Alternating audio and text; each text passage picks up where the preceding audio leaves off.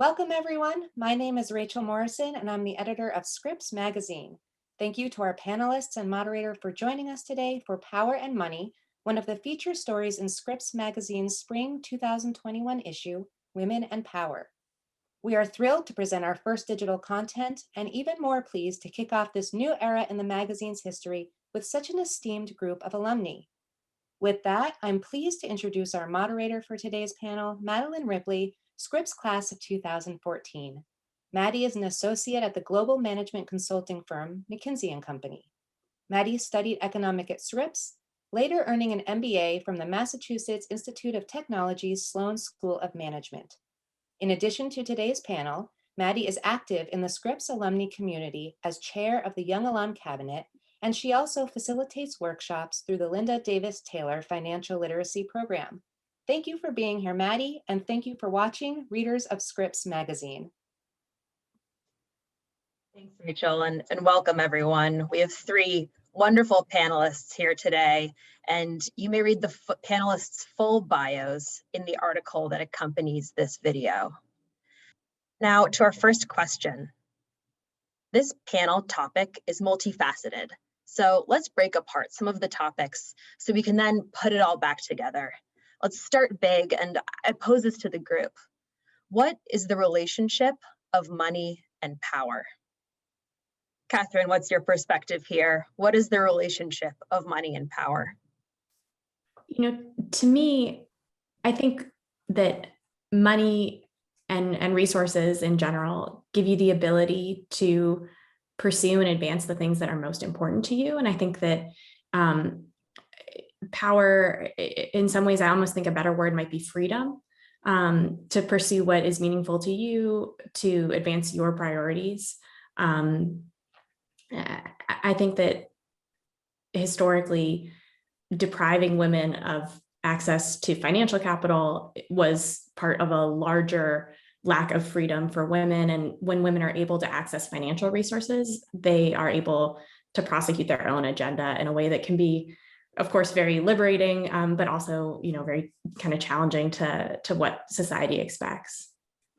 Absolutely. Catherine, you teed us up well here regarding depriving women to financial capital historically. Let's bring in women and the interconnected relationships of women to money and power.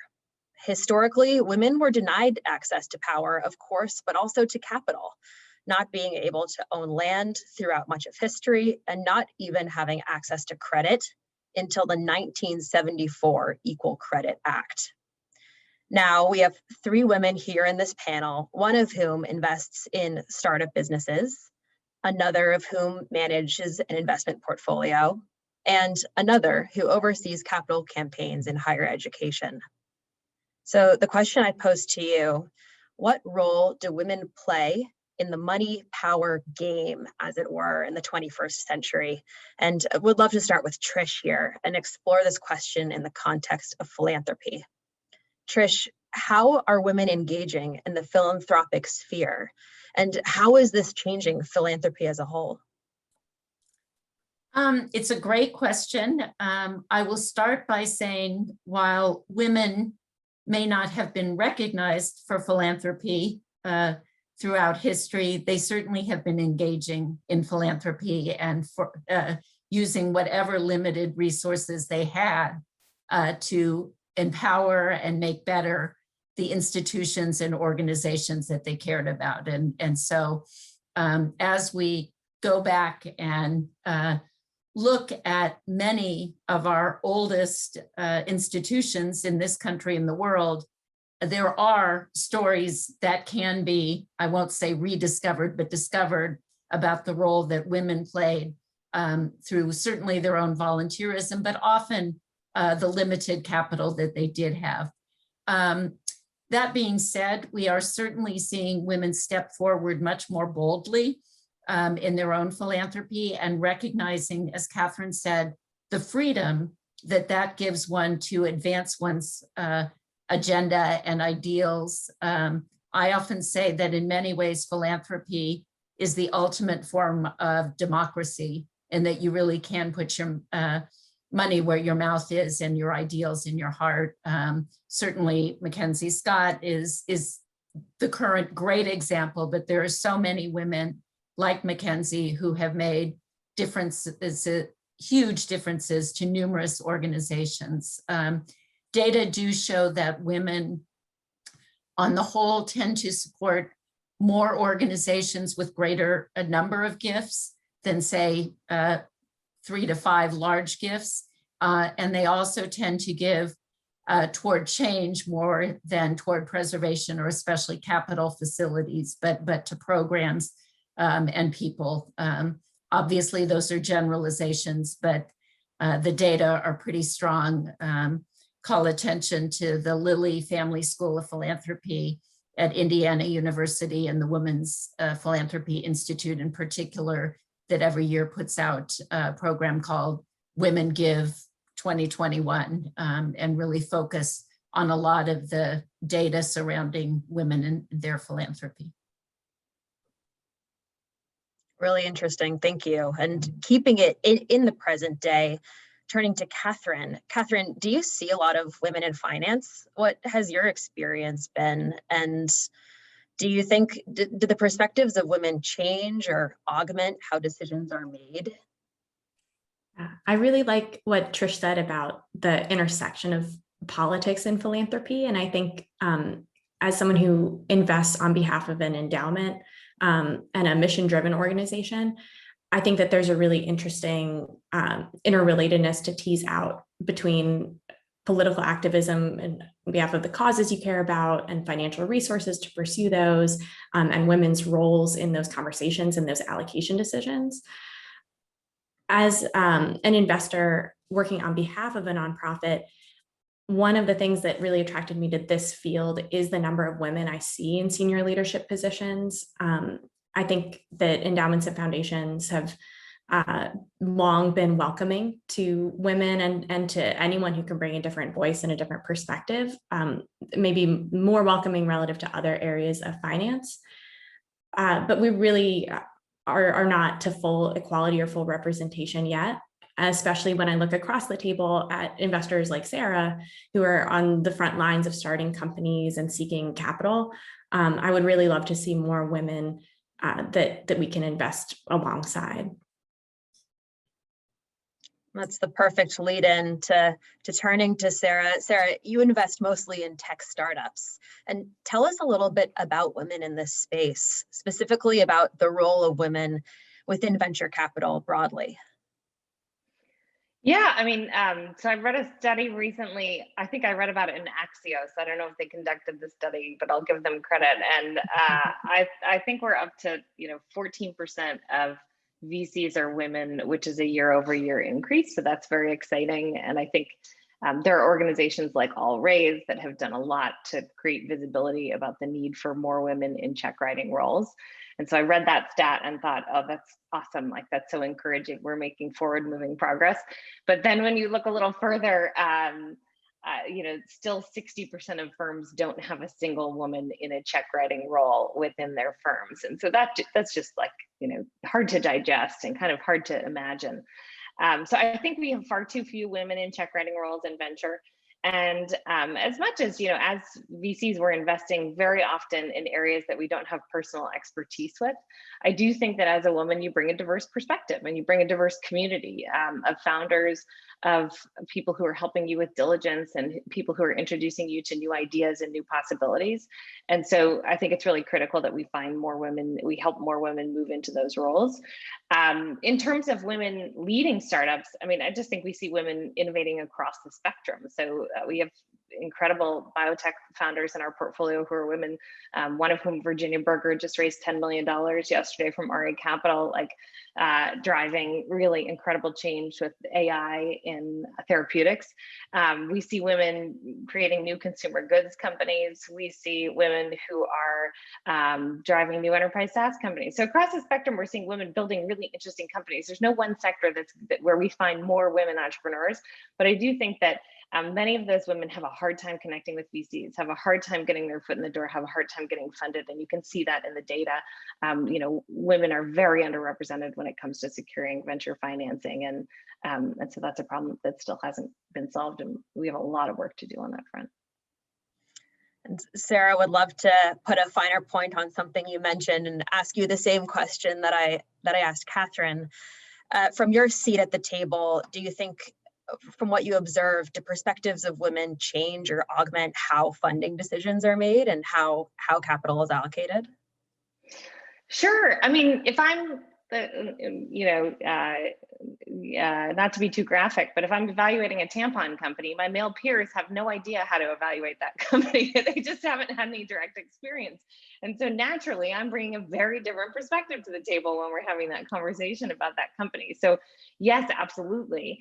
And I just think, like, as humans, as individuals, it's important to have as much diversity around the table as we can, because each individual person brings a really unique perspective. So yeah, absolutely, women bring a different perspective. I can't lump it into one generalization about what women bring to the table, but because I think we are a motley crew, but I think that's why it's so important to have more women around the table.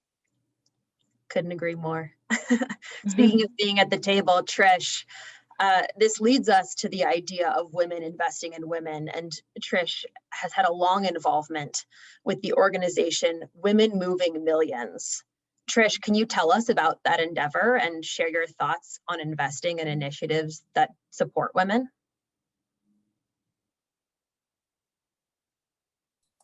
Thank you. I'd be delighted to. I wouldn't say I've had a long relationship with Women Moving Millions, though I've been highly aware of their existence from the very beginning. And because of my work with the Women's Philanthropy Institute for over a decade, came to know and respect the organization greatly, and recently had the opportunity to consult with them. It is a collective of close to 400 women, each of whom has committed to commit $1 million minimum to invest in organizations that support women and girls. It is an interesting organization in that it does not require any membership fees at this point, though they are realizing that was not necessarily a sustainable model for them as they come upon into their second decade. But instead, that this $1 million minimum commitment be made to organizations that support women and girls.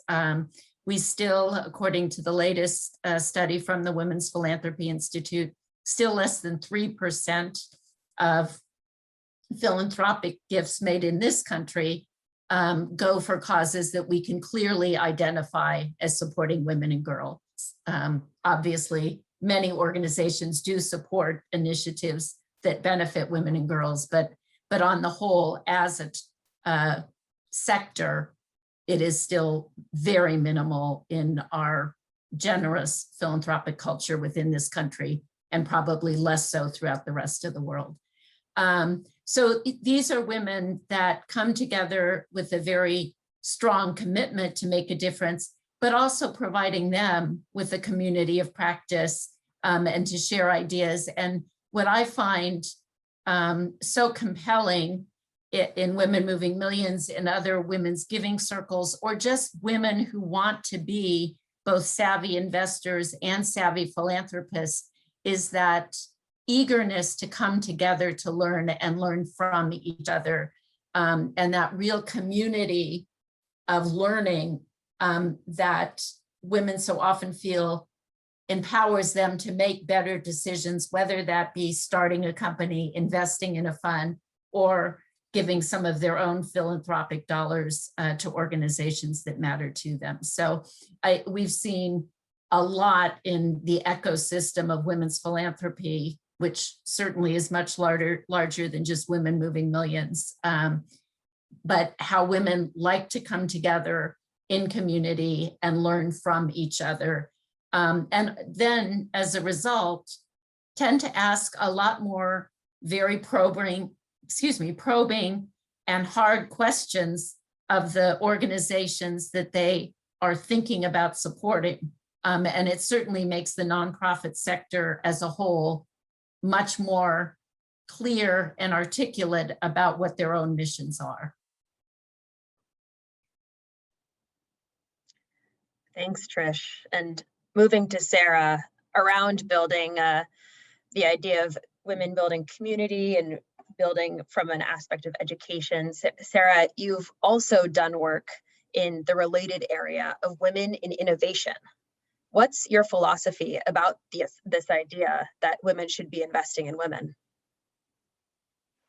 I mean, I think that Trish hit on an important thread, which is community. So, you know, this podcast has a name that includes money and power, and I didn't get into investing for either one of those reasons. I mean, my fundamental goal is to generate returns for my investors, but I'm doing this for community. You know, investing is fundamentally a people business. And so I think the idea of women supporting women is critical, and it's critical to investing. I think we have an opportunity whenever you see an underrepresented group who's not getting access to resources on par with others, that's an opportunity. And so I think as women investors, we have an opportunity to seek out those women who might not be getting access to VCs, whose decks might not be getting seen, who aren't able to tell their stories. And that represents an opportunity to generate returns for us and to build community with that group. So I think, really we're in a unique position to help each other, because oftentimes we travel with more women in our circles. I think when I came into my firm, our firm was co-founded by 22 CEOs who built big companies in Boston. And there was only one woman in that group when I came into my firm. And my partner, Jamie, said, help me find more women to add to that group. Like, I want this to be a more diverse group. And I think the reality is I had more women in my network who I could bring to our community. And so we have to tap that power of our community and the people who we travel with and who we're able to support and want to support. Sarah, couldn't agree more. And you hit on something so important around the fact that women are often in a unique position to help each other. And turning to Catherine, you sit on the board of a women's college, which involves investments of time and money. Tell us why an investment in women's education is especially important. Yeah, so much of what Sarah and Trish have said really resonates with me, and I think supports the giving to and contributing to women's education.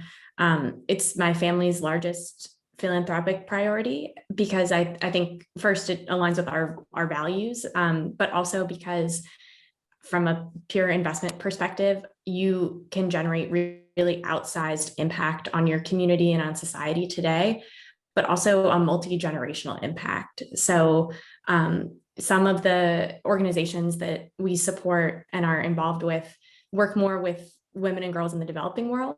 And I think there's been a lot of research done on how when women attain additional education, they are healthier, they have better jobs, higher incomes, and are better equipped to take care of their children and their families. So it's immediate benefits today, but also down the road.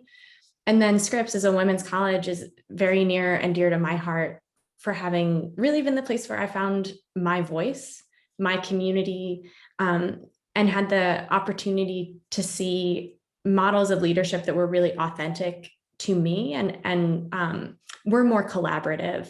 We're more about bringing people together and bringing others along to contribute to finding a really great solution. I think that's a unique experience that women's colleges offer that I wouldn't have had anywhere else. People, pushing you to take a leadership role when you maybe wouldn't have seen yourself in that light. And having those opportunities and that supportive community around you, we hope that we can help other women access that incredible opportunity. Catherine, you mentioned the term multi-generational impact, which I love, and we are all living examples of that to some extent. And I'll pick on Sarah here. Sarah comes from a long line of women who attended women's colleges. And Sarah, would love your perspective here. Why did you choose a women's college and to center your education, your higher education around that environment? Maddie, you did your research. So I was greatly inspired by my grandmother, who was always just a really strong role model in my life. She went to Wellesley when it wasn't so cool for women to go to college. And I just thought that was the coolest. And so I was really inspired to follow in her footsteps and was drawn to the idea of attending a women's college as well when I was looking at schools. And I don't know if it actually had been top of mind for me. I think I truly was just really inspired by my grandmother. And then when I got on campus at Scripps and I started to really experience the community, I really felt what Catherine said. I felt like I'm not sure that I hadn't known before I got to Scripps that I didn't really have my voice until I got there and I really found it. And that was just a really powerful feeling, like, oh, okay, I can feel 100% comfortable speaking up in a discussion and like voicing a perspective that might not be aligned with everybody else's, and nothing's going to happen. And in fact, it's going to feel really good. And so that was just a really powerful experience for me. And I think somewhat unexpected, because my original motivation had been just following in the footsteps of my totally awesome grandmother. Your grandmother sounds totally awesome. Yeah. I'm glad her footsteps definitely did not lead you astray. So turning to our community directly, I have a question here posed by the Scripps Student Investment Fund. And this is a club for students interested in financial markets, investing, and the free enterprise. They write, "We are curious to learn more about the steps that we should take to start our personal investing portfolios after college. We have centered our club's investment fund around ethical investing and have spent the past year learning more about ESG, environmental, social, and corporate governance factors, to measure the societal and environmental impact of an investment or a business. How can we maintain our ethical investing priorities while also starting off to build our personal portfolios? And in addition, what are some of the ways that we can start to invest with the minimal savings as a recent graduate?" Maddie, I can take a shot at that. Well, I really want to applaud the Scripps students and their emphasis on ESG investing. I think that it's a really great area to be doing work now. I think it's more and more moving to the mainstream for investors kind of across the spectrum of part of everyone's due diligence process. So I really want to applaud that. I think my advice to building a portfolio would be the same for a new college student or a new employee or somebody at mid-career. And I think for almost all of us, some kind of like low fee index fund is really the best place to start. And more now you're seeing those with ESG filters, either exclusionary or inclusionary applied. So I think that would be the first place I would look. But I would also kind of call back to something that Trish said earlier, which is especially early in your career when you may not have a lot of savings, you may find more satisfaction expressing your view with your giving than with your investing. And I found in my own life, even very small amounts given to the ESG causes that I support feel better. They feel really gratifying in the moment and can be hugely impactful. So starting that tradition of giving early is something I would encourage people to think about in addition to how they allocate their investment capital. That's great. Thank you. And why don't we go to Trish next? How can we maintain our ethical investing priorities while also starting off to build the personal portfolio, and ways to start to invest with minimal savings after graduation? So I will certainly echo everything that Catherine said. Also, so delighted that the Student Investment Fund still continues to be such an important part of the Scripps experience, and that there is such attention to ESG investing. I think, Catherine, all the very tactical and good advice she gave, I certainly agree with. For those students who are able to participate in any sort of employee owned investment retirement plan, do so as soon as you can. Don't be shy about trying to put the maximum in, especially as you start early, because the dividends really come quickly. And certainly agree also to the extent that you feel moved and compelled to support organizations to do that. I can still vividly remember making my first, what I considered very significant gift to Scripps when I was earning about, it was not $25,000, but I realized since I was actually working at the Claremont colleges, I could take it by payroll deduction, so it wouldn't be taxed even at the beginning.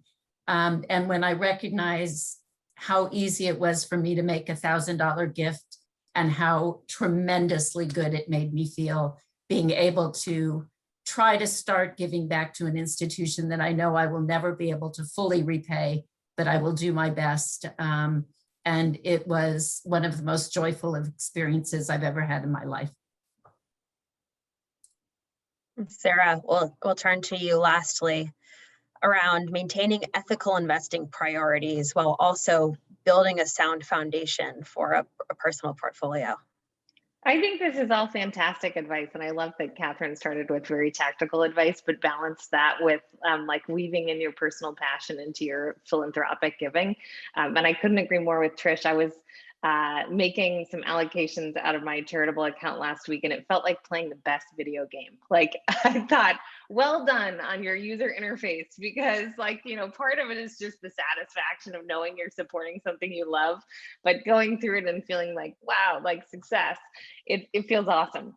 And so I love that those themes came up. And I think my only, you know, advice that I would add is really baked into the question that the group posed, which is make sure you know what's important to you. Like, you know, on the one hand, you have to certainly optimize for returns and putting your money somewhere where it's going to be put to work for you. And on the other, you have to always know what's really important to you. And part of what's important to you from an investing perspective might be following your passion and carving off a small amount of money that you can kind of play with or use to support people or causes that you're just super passionate about that might be not as high yield as some of the other stuff you're doing, but it might be fun to experiment and it might feel really good. So I think just figuring out like, what are you passionate about and what are your priorities? And then, you know, investing along those lines. Thank you, Sarah. And thank you so much to all our panelists today. This concludes our discussion, and grateful to have three panelists, three such successful, powerful Scripps graduates who have made extraordinary careers at the intersection of innovation, philanthropy, community service, and finance.